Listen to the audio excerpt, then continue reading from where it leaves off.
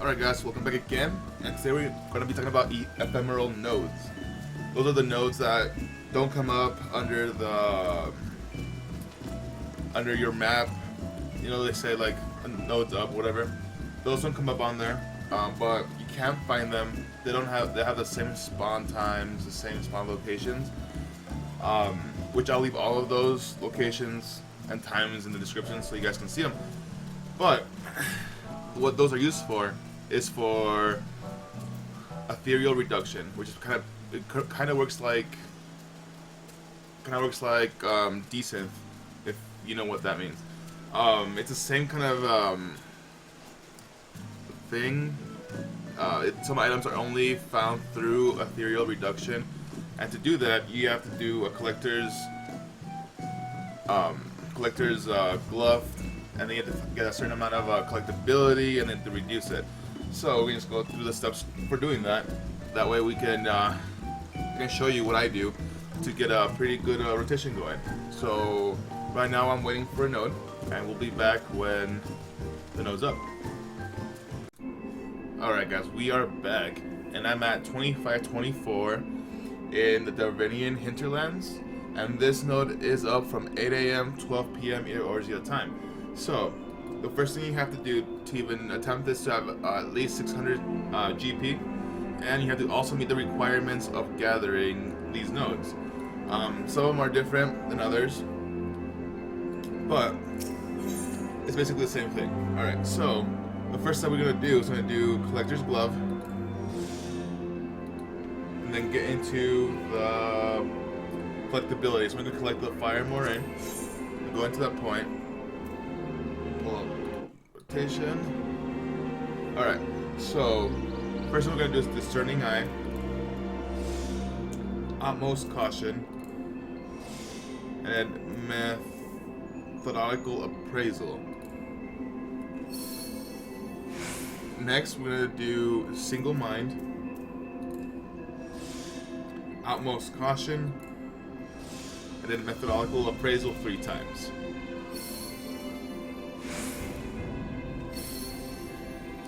Now this is the rotation that is the most reliable. You can do the Discerning Eye rotation, but that depends on a lot of RNG. And I've been gathering a lot lately for the folklore books, and I have yet to get a proc for it.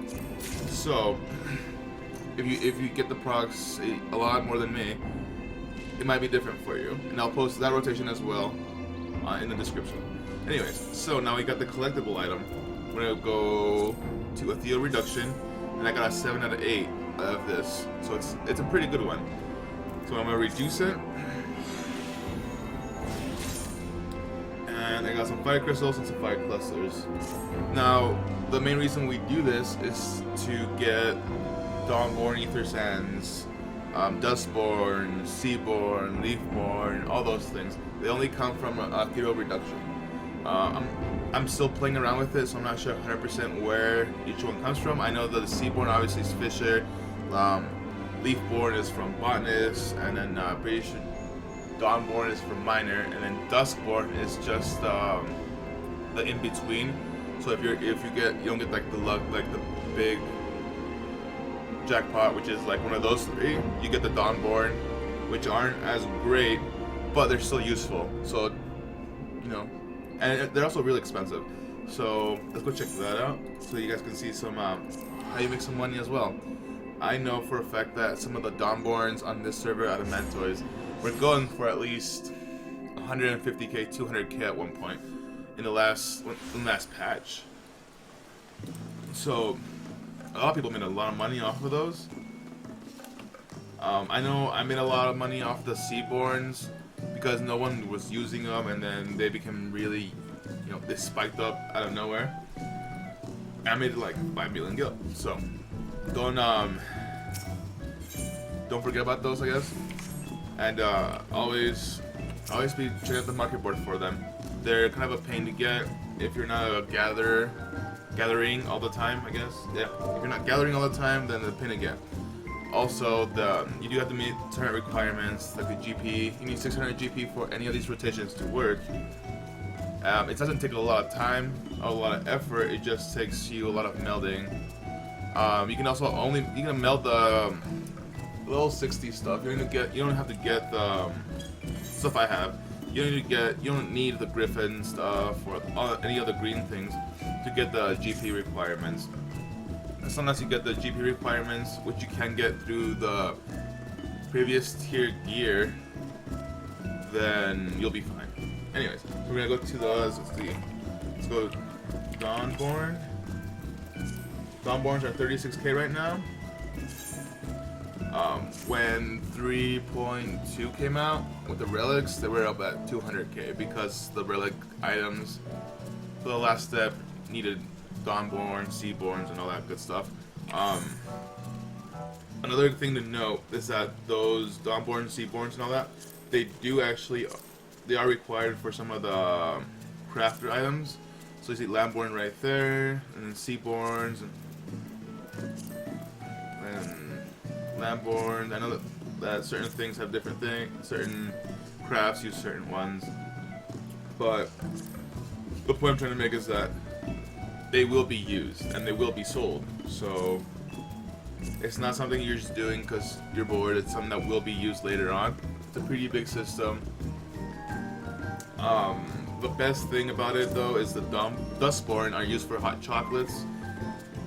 And hot chocolates are still some of the best food for mages right now, white mages, scholars, healers in general. So that's just one of the ways. Oh, never mind.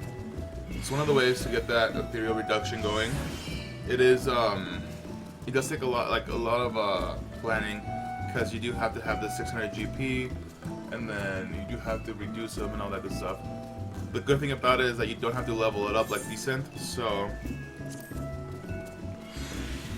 you don't need to worry about the points or like the difficulty of anything.